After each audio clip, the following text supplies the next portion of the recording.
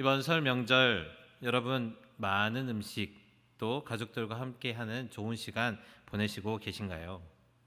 맛있는 음식을 함께 나누어 먹기도 하고 오늘 또 아이들에게 세배를 받기도 하고 아이들을 향한 따뜻한 덕담도 많이 나누셨나요? 설이라고 하는 이 단어에는요 이런 뜻이 있다고 합니다. 근신하여 조심하다라는 단어의 뜻이 있다고 합니다. 그래서 그런지 부모님은 아이들을 향하여서 한 해 이렇게 살라라는 뜻으로 덕담을 시작한다고 합니다. 부모님이 그저 잔소리하고 싶어서 하는 게 아니라 전통이에요. 조심하고 근신하라라는 의미로 계속되는 것이 바로 설입니다. 모든 것이 풍족하고 즐겁고 행복한 이날 우리에게 커다란 위기가 하나씩 다가옵니다. 조심하지 않으면 누구에게나 다가올 수 있는 커다란 위험입니다.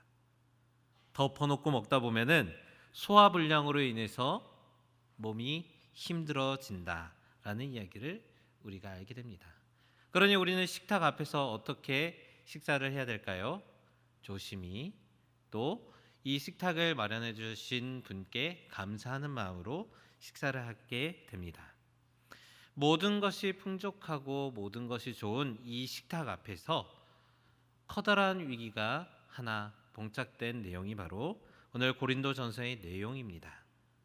하나님께서 베풀어 주시는 주의 식탁 앞에서 덕이 되지 못하는 모습, 아름답지 못한 모습에 마음 아파하며 이 땅을 위해서 그 사람들을 위해 바울이 쓴 내용이 바로 오늘 이 편지의 내용입니다. 주의 식탁, 바로 성만찬의 자리에 대해서 우리는 한 번 더 살펴보시고 또 하나님께서 우리에게 주시는 이 명절에 우리에게 주시는 의미를 다시금 되새겨보는 시간이 되시기 바랍니다. 주의 식탁은 먼저 주님을 다시 기억하는 자리입니다. 오늘 이 말씀의 내용은요, 다시금 기억한다라는 것입니다. 예수님께서 제자들에게 나누어 주신 마지막 만찬의 내용, 그 내용을 정말 세세하고 자세하게 적어 놓았는데요. 이것은 무엇이냐? 바로 예수님을 다시금 기억하고 예수님의 뜻에 따라 살기를 바라는 그 뜻이 바로 이 마음 가운데 담겨져 있습니다. 여러분, 명절이 되면은 가족과 고향이 생각납니다. 고향으로 돌아가지 못하는 사람은 그래도 부모님께 한번 전화하는 것처럼 이 성만찬의 시간은요, 우리의 영혼의 본향, 바로 하나님 나라 또 예수님을 향해 우리가 그때 그 날을, 하나님의 나라를 기억하는 시간입니다.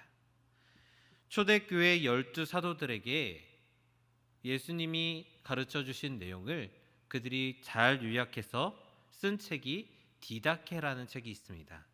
이 디다케라는 책에서는요, 성만찬에 있는 그 빵에 대해서 이렇게 묘사한다고 합니다. 자막 준비되셨으면 띄워주세요. 이 빵 조각이 산들 위에 흩어졌다가 모여 하나가 된 것처럼 당신 교회도 땅 끝들에서부터 당신 나라로 모여들게 하소서. 영광과 권능이 예수 그리스도로 말미암아 영원히 당신의 것이기 때문입니다. 아멘. 이 말로 성만찬할 때 떡을 나누기 전에 먼저 기도했다고 합니다.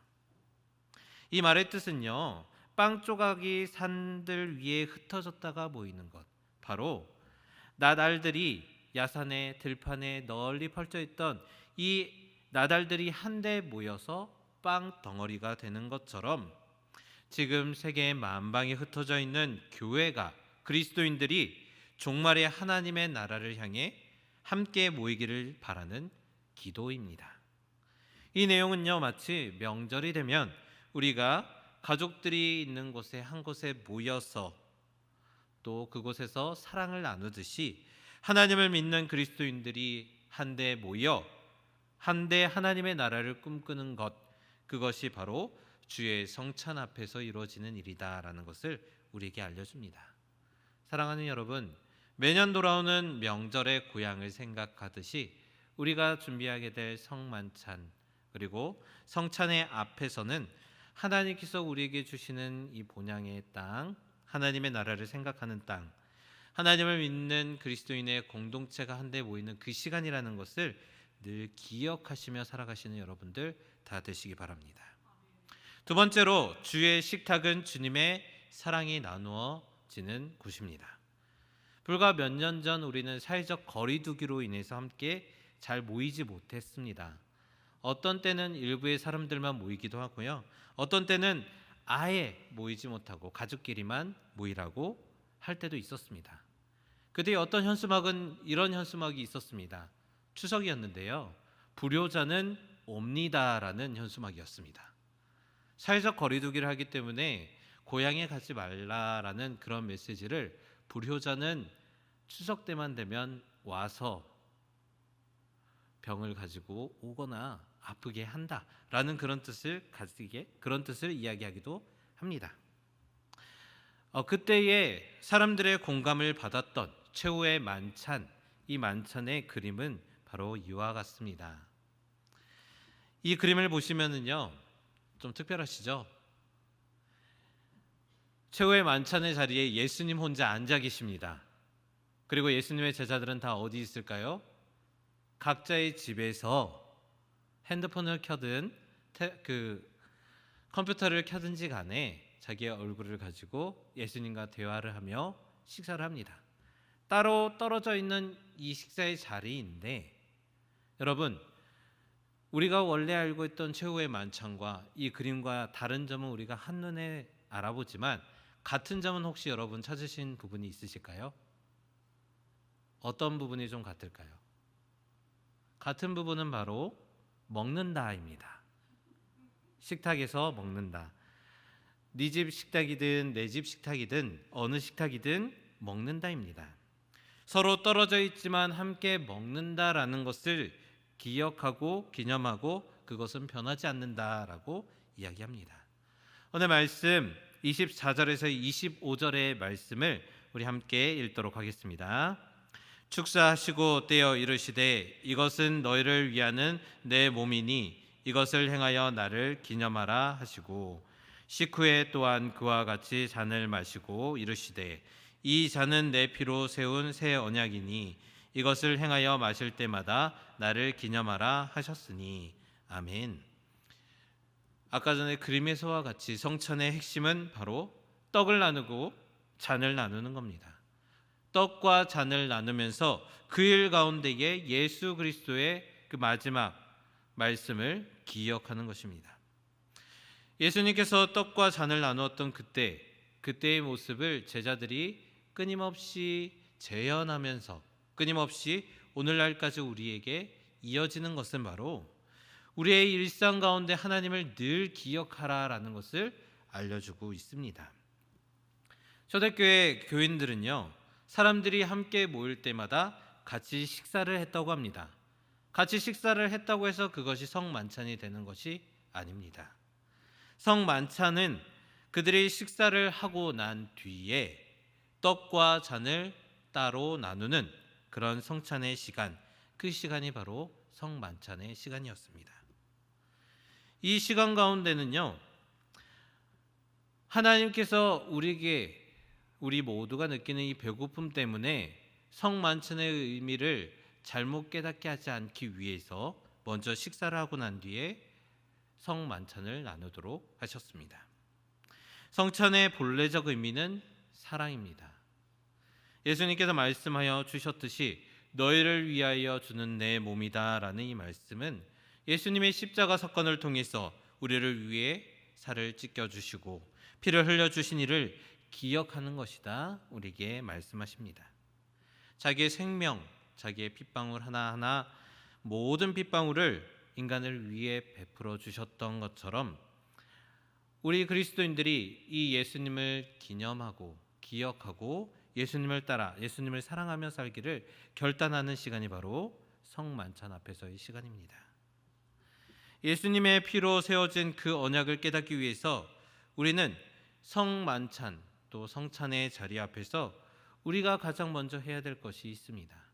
그것은 바로 내가 얼마나 큰 죄인인지, 내가 얼마나 하나님이 필요한 존재인지를 깨달아야 한다는 것입니다. 여러분 1월 1일 새해 시작하실 때에 우리 마음에 이렇게 살 것이다 고백하셨던 것들이 참 많습니다. 그런데 우리가 이 설날 때에 다시 한번 1월 1일 우리가 생각하고 결단했던 것을 다시 한번 돌아보기 원합니다. 그동안 내가 결단한 것은 잘 지켰는지 다시 한번 생각해 보시고, 그리고 그 가운데에 잘 지키지 못하였던 것을 새로 결단하는 시간이 또 한편으로는 구정, 바로 이 설날이라고 할 수 있습니다. 우리의 삶이 하나님을 향해 잘 살았는지 그렇지 못했는지 깨닫는 시간이 바로 성만찬 앞에서의 시간입니다. 그곳 앞에서 우리는요, 우리가 얼마나 하나님의 말씀을 따라 살았는지, 얼마나 하나님을 사랑하며 살았는지 다시금 돌아보는 시간입니다. 그리고 나의 상황 가운데, 나의 삶 가운데에 여전히 하나님이 필요하다, 여전히 하나님의 사랑이 필요하다 깨닫는 바로 배고픈 시간입니다. 배고픈 영혼에게는 떡이 더 귀하고 절실한 것처럼 주님을 향한 영혼의 갈급함을 회복하는 시간이 바로 성만찬의 시간, 그 시간이라는 것을 사랑하는 여러분 꼭 기억하시기 바랍니다. 마지막으로 주의 식탁 앞에 있는 우리의 자세입니다. 주의 식탁은 그리스도를 따라 살아가는 출발점입니다. 여러분, 음식을 먹고 나면 그 음식은 이제 우리 몸속에서 소화가 되도록 몸이 작용합니다. 음식을 먹으면요, 몸속에서 소화가 잘 되어야 되는데 때로는 소화가 되지 않을 때가 있습니다. 우리가 하나님의 말씀을 들으면 그 말씀을 잘 소화하려고 살아야 되지만 그렇게 살지 못하는 그런 삶의 모습을 보일 때가 있습니다. 이런 모습을 보고 미로슬라브 볼프라고 하는 어떠한 신학자는 기능장애, 소화 불량의 인간이다라고 이야기합니다. 그리고 이렇게 이야기합니다. 요즘 그리스도인들이 세상을 변화시키지 못하는 이유는 그들이 말씀이 없어서가 아니다. 말씀을 먹지 못해서가 아니다. 그들은 하나님의 말씀을 먹고 또 먹지만 그것을 제대로 소화하지 못하기 때문에 그 말씀이 얹히고 얹히니 그 말씀대로 살지 못하는 것이다. 우리에게 이야기하고 있다는 겁니다. 하나님과의 만남이 상실된 그리스도인, 하나님과의 만남이 상실된 기독교는 하나님의 이름으로 말하고 행동하는 척하지만 그의 삶 가운데는 하나님을 향한 만남이 없다는 겁니다. 도덕적인 하나님만 늘 강조하고 좋은 모습, 윤리적인 모습만 강조할 뿐이지만 그의 삶에 진정한 회개가 없기 때문에 진정한 변화가 없다 말합니다. 교회는 좋은 이야기만 하는 곳이 아닙니다. 교회는 위로받기만 하는 곳이 아니에요. 평안하기 위해, 희망을 주기 위해 오는 곳이 아닙니다. 우리가 어떤 존재인지를 철저하게 깨닫고 그 깨달은 대로 변화한 삶을 살아가는 곳이 바로 교회라는 것을 사랑하는 여러분 기억하시기 바랍니다. 우리 예수님께서는요, 그를 진정 따르기 원하는 제자들에게 너희가 받게 될 고난에 대해서 이야기하셨습니다. 그런데 이 고난의 이유는요, 이유 없는 핍박이 아니라 하나님 말씀대로 살려고 할 때에 우리가 당하게 되는 그 일 하나하나를 설명하고 있습니다. 마태복음 10장에서는 예수님께서 12제자를 부르십니다. 그리고 그들을 보내시며 말씀하십니다. 너희가 잘 될 것이다 라고 이야기하는 것이 아니라 너희가 불편하고 힘들 것이다, 어려운 길을 향해 나아갈 것이다 이야기하십니다. 마태복음 10장 16절은 예수님께서 이렇게 제자들에게 말씀하십니다. 보라, 내가 너희를 보냄이 양을 이리 가운데로 보냄과 같도다. 그러므로 너희는 뱀같이 지혜롭고 비둘기같이 순결하라. 아멘. 양을 이리 가운데로 보낸다고 합니다. 여러분을 어려운 가운데에, 힘든 가운데에 보낸다라고 말씀하십니다. 그러므로 너희는 뱀같이 지혜롭고 비둘기같이 순결하라 예수님께서 말씀하십니다. 하지만 이렇게 보내놔두고 우리를 책임져 주시지 않는다라고 말씀하진 않습니다. 40절에 가서는 하나님께서 우리에게 이렇게 전하여 주십니다. 너희를 영접하는 자는 나를 영접하는 것이요 나를 영접하는 자는 나를 보내신 이를 영접하는 것이니라 라고 약속하여 주십니다. 그러니 기독교의 진정한 핵심은 내가 누군지 깨닫는 것이고 성만찬을 하면서 내가 하나님의 사랑을 깨달아 알고 변화된 삶을 살아가는 것이 바로 성만찬 앞에 또 예수님의 말씀을 받는 우리의 자세라는 것을 늘 기억하시기 바랍니다. 성찬을 통해 우리는 예수님을 기념하는 데 힘을 써야 됩니다. 은혜와 사랑, 회개와 믿음은 우리가 예수님을 바르게 기념할 때에 우리에게 따라오는 복들입니다. 성찬식에서 우리가 예수님을 기념하는 방식은 두 가지입니다. 바로 떡과 잔이 우리의 눈과 마음에 보여주는 바 예수님의 십자가의 고난과 죽음을 바라보면서 예수님을 기념하는 것입니다. 말씀을 찾고 듣고 먹기만 하면서 우리가 산다면 영적인 비만이 됩니다. 말씀을 들으면 들을수록 우리는 움직일 수 없게 됩니다. 주저하게 되고요, 두려워하게 됩니다. 어떤 말을 해야 될지 모르겠다 늘 얘기합니다. 입으로만 하나님을 따른다 내일이면 하나님의 말씀을 조금 더 읽겠다 늘 이렇게 고백하면서 살아가지만 하나님께서 원하시는 모습은 이 모습이 아닙니다. 가장 작은 말씀이라도 이 말씀을 나의 삶 가운데에 적용하면서 살아가려고 하는 그 노력이 우리 삶 가운데 필요하다 말씀하여 주십니다. 작은 양분이라도 우리 몸속에 잘 흡수되었을 때 우리 힘이 되는 것처럼 하나님의 말씀을 내가 잘 받아들이고 하나님의 말씀을 따라 살려고 할 때에 우리의 신앙에 힘이 생기며 또 우리의 신앙의 기도가 더욱더 깊어지며 하나님을 향한 더 깊은 신앙의 자리로 들어가게 됩니다. 두 번째로 예수님과 나와의 관계를 생각하는 시간이라는 것을 늘 기억하시기 바랍니다. 떡을 나누는 것은 누구나 할 수 있습니다. 그러나 그 떡을 먹고 소화시키는 것은 각각 한 명 한 명의 몫입니다. 말을 물가로 이끌어갈 수 있어도 그 말이 물을 마시게 하는 것은 말의 마음인 것처럼 말입니다. 하나님께서 우리에게 베풀어 주시는 은혜는 정말 한없고 모든 사람을 향하지만 그 믿음은 그 하나님의 은혜를 받기로 결단한 사람들에게만 베풀어진다라는 것을 늘 기억하시기 바랍니다. 이런 이 모습을 가장 잘 나타낸 그림, 지난 새벽에 소개하였던 작품인 카라바조의 다메섹 도상 위에 바울이라는 이 그림을 다시 한번 보고자 합니다.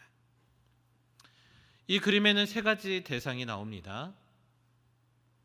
말과 또 말 뒤에서 고개를 푹 숙이고 있는 마부, 그리고 하늘 향해 벌러덩 누워있는 사울, 이후에 바울이 되는 이 사울이 있습니다. 이 그림에는요, 빛이 가장 중요합니다. 이 빛은 하나님께서 주시는 거룩한 빛입니다. 이 거룩한 빛이 사울과 말과 마부를 향해 비추고 있습니다.